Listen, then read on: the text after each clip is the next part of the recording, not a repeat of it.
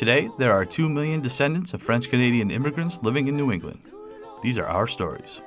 Welcome to the French-Canadian Legacy Podcast. Venez tous jeunes filles et garçons, je vais vous raconter l'histoire de notre immigration ici au USA, de grands aventuriers de pays étrangers.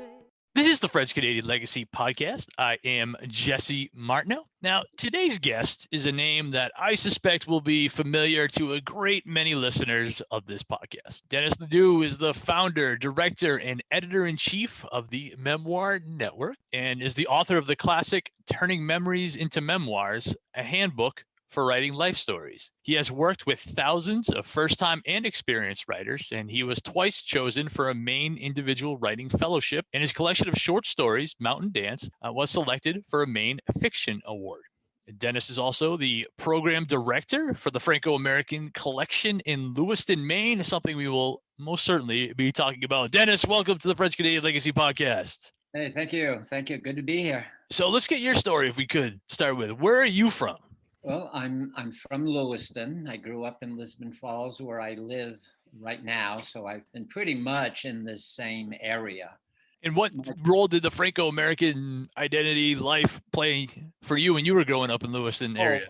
I here in Lisbon, I went to St. Bernadette School, which was run by the Presentation nuns. They were a Franco-American order of nuns, and St. Anne's Church was Father Book was our pastor. So everything was French. And my mame and pape lived upstairs, and so we had a lot of French.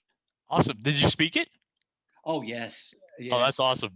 I didn't learn French until I went to school. My brother was the same way. My sister was the same way. But since we went to a bilingual school, since the nuns were Franco-Americans, sure. They knew the gig.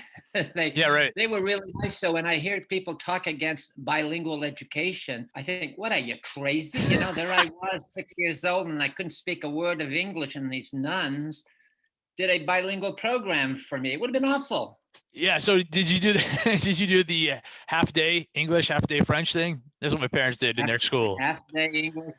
After the first year was mostly in French because I simply, didn't know any English. Sure. There was no point in talking to me in English. By the time I got to the second grade, it was pretty mixed. The afternoon was in French and the morning was in English. That's awesome. So what kicked off your interest in writing memoirs?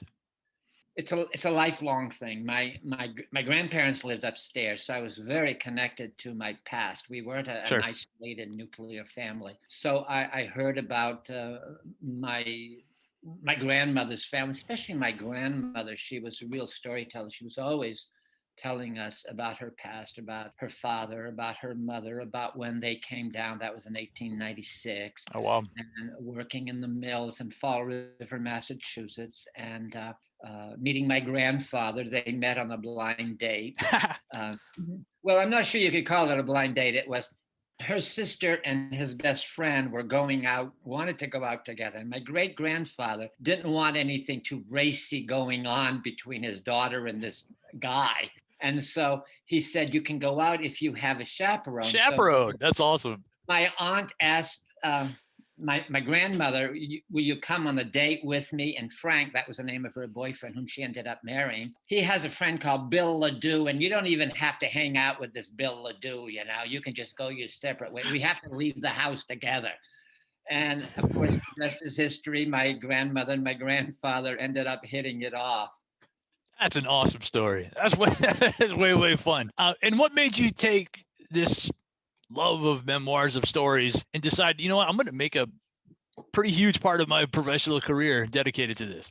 I was a fiction writer, and I was writing autobiographical fiction. So it really worked with my own Franco-American background. I wasn't interested in writing generic American stories. I wanted to write something out of my own culture, my own past. I was teaching high school. I gave high school teaching my absolute best energy. But between you and me and every one of our listeners, yeah. I wasn't an A+ teacher in high school. It just, I don't know. I was a B. I was a B, a teacher. And in my life, I always like to think of myself as an A or an A plus kind of person. Sure. And so I kind of hung it out. I started doing workshops just in, I had a book called What Became of Them and Other Stories from Franco-America. So I started doing outreach. And as I was doing outreach, these people would just give their outpouring of stories. And I would say, well, this character's my meme and that character's my Count Rosa and all that kind of stuff. And then their stories came out. And I was asked if I would do a workshop. And I applied. After I'd been asked like 3 times, I thought I got something going here. And so I applied to the Maine Humanities Council and I got a grant. And that was the end of high school teaching. And, you know, I started teaching older people and it was like coming home. These were my people and people who are interested in stories instead of, why do we have to learn this stuff? You know, they were eager. They were just so eager. And I loved working with them. And I've been doing it for over 30 years. And now I don't do the workshops, but I do a lot of coaching and editing. And coaching is like teaching, except you do it one-on-one. And I just really love the interaction of just having somebody come to some understanding about his or her life. And I mean, I'm not the one who imparts the knowledge, is that I ask questions and I kind of steer the conversation. And then they say, oh, I hadn't quite realized that. My mother did this for me and I never quite appreciated it. They know the answers. Right. But sometimes awesome. The answers are hidden from them. No, that is so great. Now, so I'd like to talk about one memoir in specific here, the We Were Not Spoiled book, which actually I got it with me right here. Yeah, that's my mother. Yes. Mother. So introduce it. What is this book? My father died. He was young. He was 58. And so a lot of his stories went down with him. My mother was in her 80s and I'd been doing this work and I thought, what's wrong here? You know, I work with people to collect their memoirs, to write their memories, and I don't have my mother's. My mother was not going to write her story. Sure. So I asked my mother if she would mind if I wrote her stories, and she said, what's to write about? And I said, oh, let me figure that one. And so I just I would talk to her. And she would say, well, when are you going to interview me for the book? I've been doing it. And so I would go home because she lived in Biddeford. Although she was from Lewiston at that point, she lived in Biddeford. And I would go visit her. And then I would come home, I'd write it up. And then either on the phone or next time I visited her, I would read and I would say, is this the way it was? And she would either say yes, or she would say, oh, no, you overspoke that, or I wasn't quite that much, or I was less, or something. And so over a period of time, it took me 5 years and I gathered her stories. And when it was done, it was 208 pages, and I gave her a copy of the book, and she said, what in the world did you ever find to say about me that, you know, did 208 pages? 2 things that I wanted to say about her pride in her book. Sure. She was very, very proud to have it, and she would sell it. She had eventually went to an assisted living facility, Duville Pavilion in Lewiston, and she would always have 5 copies of the book available, and she would sell them. And then she'd call me up and she'd say, hey, kiddo, I need 5 more books. That's a fun phone call. Yeah, she was my best saleswoman. And the other thing about the book, our culture, our people were to a very large extent not really, literate people. They weren't people for whom writing came easily. They were storytellers. Sure. Many of them, like my mame was a storyteller, but she was an autodidact. You know, she wrote phonetically and had never been for a day in the school. Oh wow! So when I started writing about my mother, when I started wanting to write about my mother, I wanted to know about her. Sure. I really wanted, as her son, I wanted to know about her. But I also wanted to portray the experience of a generation. In the case of my mother, Of course, it was a woman because my father wasn't there, so I Sure. had to interview her about her life. Although I did get a lot of information about my father, but I wanted to get information about what it felt like. And she had sometimes she had ideas like valid ideas. I mean, she would say, "Oh, my parents just didn't prize education." She said we had no books in the house. She ended up quitting school when she was in her junior year. And she says, why didn't they say, her name was Lucille. She said, why didn't they say, Lucille, you only have a year and a half. We don't want you to stop school. Right.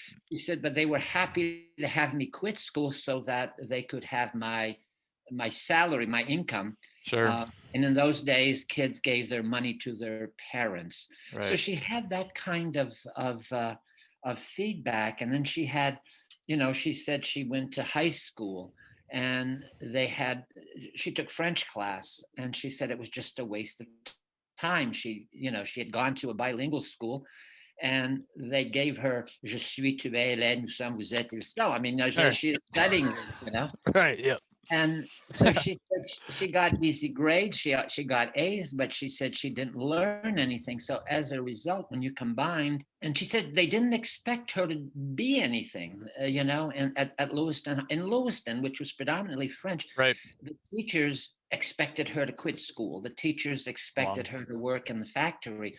So when all of this was put together, as an adult, she realized that she just gave in to some socialization, and she had a really deep sadness about it. And one day she said to me, when I had the book in her hands, and she said, "Oh, I'm so ashamed. I don't want my granddaughters to see this." I said, "What in the world are you talking about?" Right. And she said, "Oh, they all have BAs and MAs and they're professionals." And I said, on whose shoulders do you think they stand on? Absolutely. No question. It was like I had given her a gift, I'm sure you did. She hadn't had that sense that, they just didn't happen out of nothing, that there was a culture that promoted that. And then in my own family, we were 6 kids, and of the 6 kids, there are 3 advanced degrees, and all 6 of us have BAs. And my mother, said to me one day, she said, because I hadn't finished high school, because your father hadn't finished high school, we promised each other that our children would finish high school. But she said, we had no idea you would go to college. That's so. But my parents promoted that. They promoted education when we were little children. We all sat around the table and we had to recite our homework. We had to go upstairs and see our papa. And he would... And if we came down, she would say, "Did Pepe say you knew it?" And we said, "Well, okay." I remember going upstairs and asking my Pepe catechism questions. Sure. And, qui nous a fait, it was all in French. And so I started hemming and hawing. And he said, no, it's all in French. He said, no, that won't do. He said, you go back down, and when you're ready, you come upstairs. And Jesse, it was like I had let my Pepe down. That was the feeling. I'm sure. Yeah, that's awesome. Oh, I mean, you never let your Pepe down. Of course. That's a good motivator, big time. It was really something. So my parents in the book here, I really wanted to describe who my mother was. When I was in the 2nd grade, she got us a summer, the library had a program, the Lewiston Library had a program where you could take, I think, something like 25 or 35 books, a whole lot of books. Sure. We take it out for the summer. And my mother got books for us. And I would say from that moment on, the kids in my family were readers. That's awesome. And so my mother, who was not an educated woman, who I would say didn't even enjoy reading, understood that there was a key there. Sure. And wanted to give it to us. So in writing We Were Not Spoiled, I wanted to give a portrait of that generation, not only my mother, although her life is clearly there, what it was like growing up at that time. And she would always say, as we were doing the book, she would say, "On n'était pas gâtés." We weren't spoiled. Yeah, I was about to ask. So that's how you got the name during the Yeah. So during at the one point interview I process? I thought, what am I going to call it? And then I thought, "On n'était pas gâtés." That's great. Now, how long did this take, this entire process of when you first got mom on board to when you were 5 years? Wow. Okay. About 5 years, because I was also doing my other work. I was coaching and editing, and I was doing this work with my mother. And finally, when she got to be 89, 90, I understood that I had to bring it to an end. And then I really kind of got in high gear and finished off the book. Now, what was the ultimate end goal you were hoping to achieve with this book? And was it the same your mother had? I think it was to preserve her story. If I were to ask you about your parents, you might give me a lot of disparate facts. I mean, I don't know you, but no, sure, yeah, yep. They do, and how the facts linked together, how this fact led to a development of your parents' self-concept, for instance, your father's, how he thought of himself. Sure. I mean, I really didn't know those things. So as I spoke to my mother, and I had occasions, one day she spoke to me about going to a school function. She was in the 8th grade, and she missed the time. It was really on another day, and there was another girl there who went to the school, and she had also the wrong date. And she said, "Come to my house and let's just play." So my mother, who was like 13, said, "Sure, it's a kid, Right. And she went off. And then when she came back home, her parents said that she was a little later than anticipated. And her parents said, well, we called the school and they said there was no meeting. And she said, "Oh, I went to," her friend's name was Juliette Bilodeau. And she said, "I went to Juliette Bilodeau's house." And she said, "My parents treated me like I was going to get in trouble." And, she said, "That's not the girl that I was." And she said that really made her feel very sad that her parents didn't know who she was. Wow. And for me to discover those little things about my mother, how she was shaped, finally, I had pieced so many things together, and it's in the book. So that was wonderful. And then the other thing was, how did she become herself? What was the war like for her? My dad, my father, it was the boy next door. And that's cool. They married, and he went off to war. And what was that like? What was it like to have her baby? And my brother and my father was gone. And then she had me, and then she had my sister, and then there was some other sisters. And so all of that came together in the book. If anybody is listening to us, anybody is. I certainly hope there are a lot of people listening to us. I know, Me too. I know they are.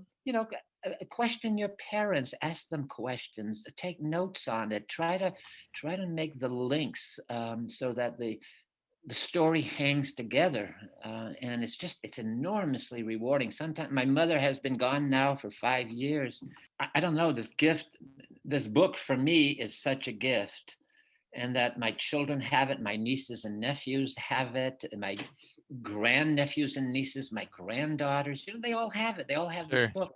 But not only that, I get letters from people. I never thought I would make any money with this book. You don't usually make money with memoirs. You just write them because you love to write them. And I get letters from people, and they say, "You wrote my mother's story. How did you know my mother?" That is awesome. It is. It's really very satisfying to know that it filled a certain void. Well, in a certain part of the Franco community, I guess. And I am currently writing my memoir, which is from 1947 to 1960, my first 13 years. And I'm hoping to fill the same vacuum with it to, boys and girls, and from the late 40s to 1960. What was it like growing up? And my brother and I have talked a lot about it. And, one thing that he said to me that really struck me, because it was a feeling that I had also. He said, when we studied American history, I used to think, oh, this is somebody else's history. I have Oh, to yeah. know it, but it's Yeah. not really my history. And that was the same feeling that I had. And it was interesting to me to know that. So my book really looks at acculturation. How does one become acculturated? Because I'm your parents' generation, I presume. I don't Yes, know sir. your parents, but I presume You are. I'm their generation. So, how did one acculturate? How does one start not speaking English, learning to speak English as I am doing to you right now? And what was the experience of changing languages, of loss, of feeling, we grew up in a Yankee community in a country in Lisbon. And I just remembered people referring to us as those French kids. And I Sure. always felt that it was demeaning in some ways. It was like we weren't real kids. We were those French kids. Yeah, right. And, there was a whole lot of that stuff. So I'm just kind of writing about it, really learning English. When I was a kid, we studied aeroplane, AEROPLANE. But we also studied AIR, but we studied both of them. And kids who were like 5 years younger than I did not study aeroplane or encyclopedia, PAE. Gotcha. It's another, when I think back on it, it's another world. Yeah, that's awesome. So that's very cool. So you're putting yours together. Where would you suggest somebody who's looking to tell either their story or maybe one of their parents' stories or relative story? Where do they start? There are many places to start. One is you go to the library. And when I say go to the library, I'm going to suggest that they come to the Memoir Network.com. There you go. To be a site that I know. Yeah. I have 500 posts on my blog, and your questions are answered someplace. That's there. awesome. There's a big category list. I don't know. I might have like 30 different categories. So you just go down. Are you looking at how to start? Are you looking at a point of view? Are you looking at telling the truth, dealing with pain? Just go to the categories and read through the categories. And so I think that's a good place. But concurrent with that, because if all you do is you study memoir writing, that's not writing a memoir. Correct. So, yep. Some people confuse the two, but I think that's important not to. The next thing that I would do, well, just sit down and write something that is viscerally important to you. So if you say, if I were to die in a month's time, in a week's time, what story did I most want my children or somebody that I love to know about me? So write that story and then write the next most important story. Because, well, I think those form the core. When I do my coaching and editing, I always say you write from the inside out. So you start inside. You don't start outside, like, 3 things you did this summer kind of thing. It's like blah, blah, blah, But where is it that you had joy? Where is it that you had pain? What was it that you were striving for as a young person, as a young married person, as a father? What were your hopes? What were your gifts? What were your shortcomings? And write about the joy or the pain, or what were you seeking to bring into the world? Write those stories. Why write? In my workshops, when I used to give them, people would always start off with a story like, when I met Ronald Reagan. Sure.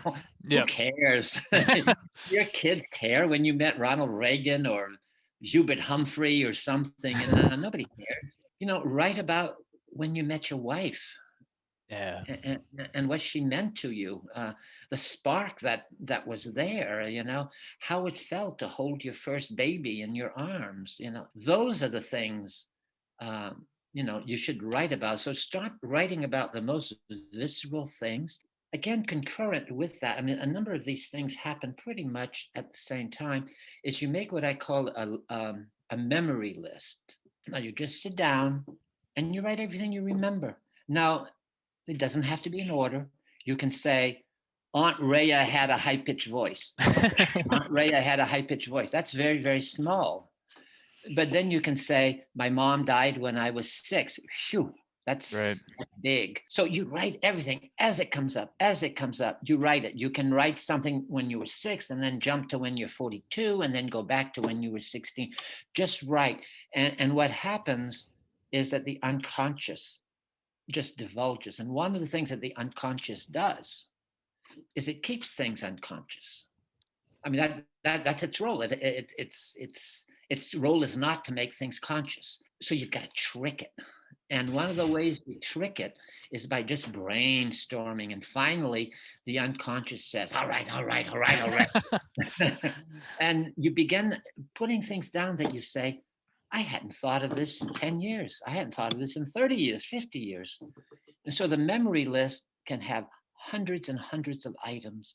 And then once you have the memory list, our listeners today, they're probably saying, oh yeah, that's all right for him. He's a writer. But I don't know what to write about. Of course you know what to write about. You have your memory list.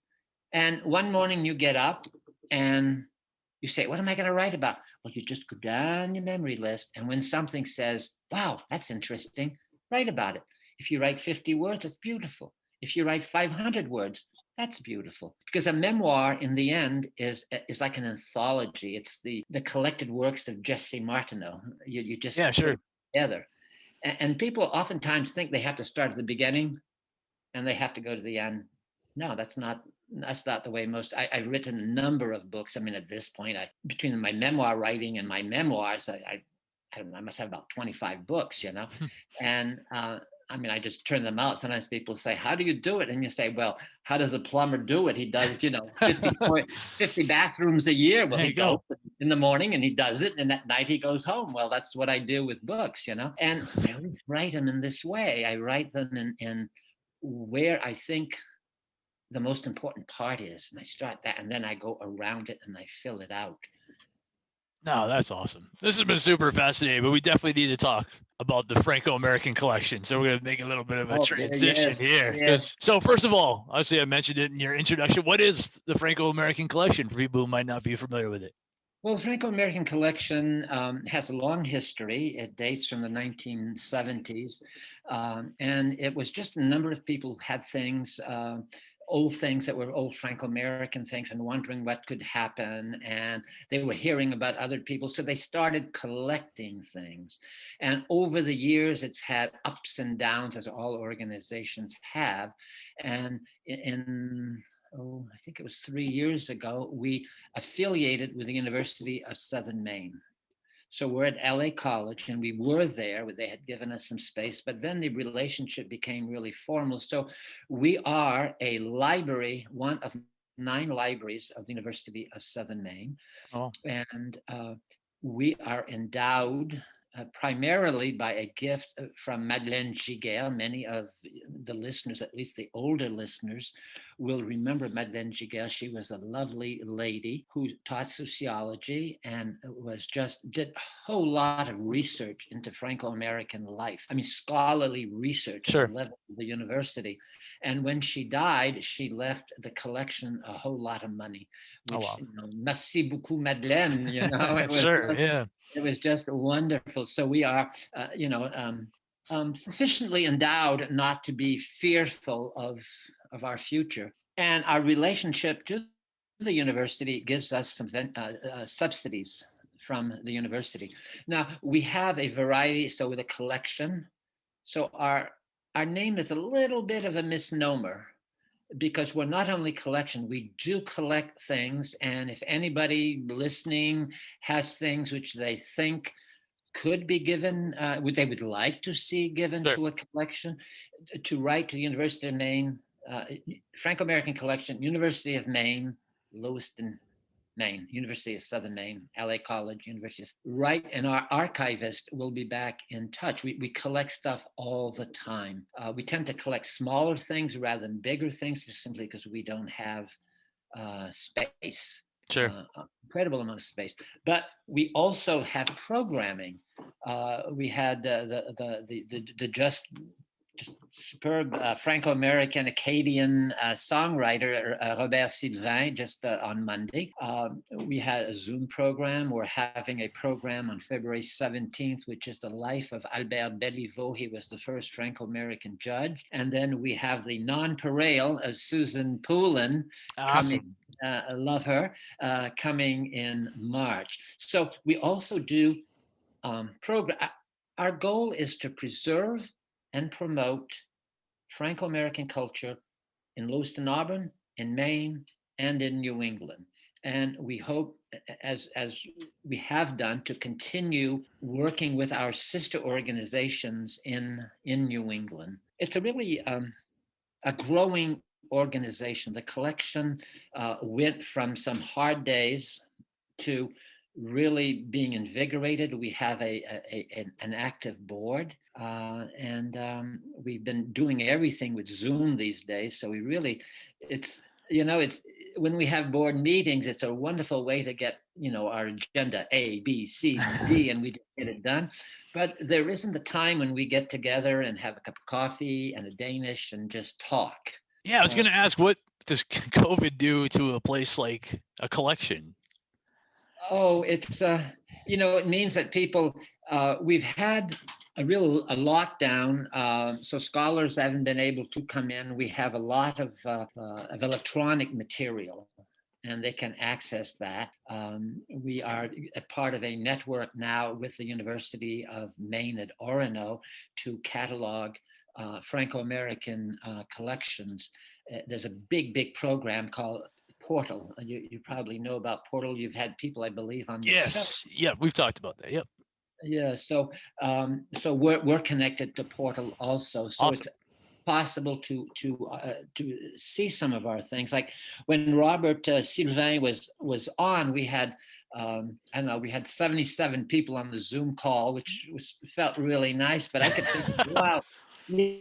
If we had been in our hall, which is room 122 at USM LA College, we would have all been there, and sure. He would have had des chansons à répondre, and we would sang with him. So there was an element that, sadly, is not available to us, but we refuse to close down. So our programming is just continued. And I have to say that the Quebec delegation in Boston has also been very generous in helping us with our programming. So we are very grateful to those folks, and we're constantly looking for new members. So if there are people in the Lewiston Auburn area, people in Maine who can commute to LA College next year when COVID is all over, knock on wood.